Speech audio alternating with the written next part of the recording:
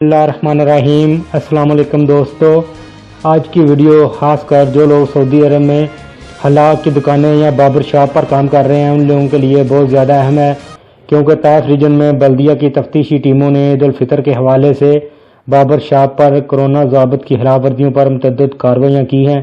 تفتیشی ٹیمیں جو ہیں وہ سعودی عرب کے مختلف علاقوں کا دورہ کر رہی ہیں۔ تفتیشی ٹیموں نے سنگین خلاف ورزی پر 2 باربر شاپ کو سیل کرتے ہوئے مالکان پر جرمانے بھی عائد کیے ہیں۔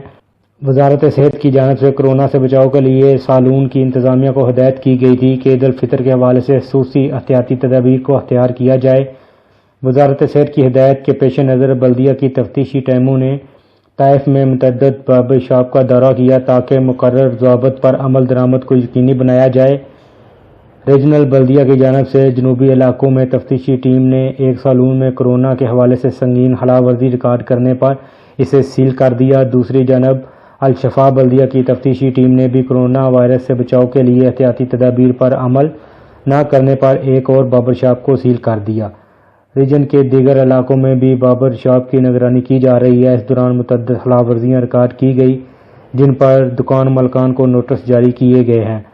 آپ کو پتہ ہوگا کہ سعودی حکومت نے واضح طور پہ کہا ہوا ہے کہ جو بھی حلاق کی دکانیں ہیں وہاں بالکل بھی ان دنوں میں رش نہ پڑنے دیا جائے، خاص کر عید کے سلسلے میں، اور نہ ہی جو ہے گندگی اس کو پھیلایا جائے اور صفائی کا خاص خیال رکھا جائے۔ تو اسی حوالے سے مختلف جو ٹیمیں ہیں وہ سعودی عرب کے مختلف علاقوں کے دورے کر رہی ہیں اور جدھر بھی کوئی خلاف ورزی ریکارڈ میں آ رہی ہے تو ان کو جرمانے اور دکانیں بھی سیل کر رہی ہیں۔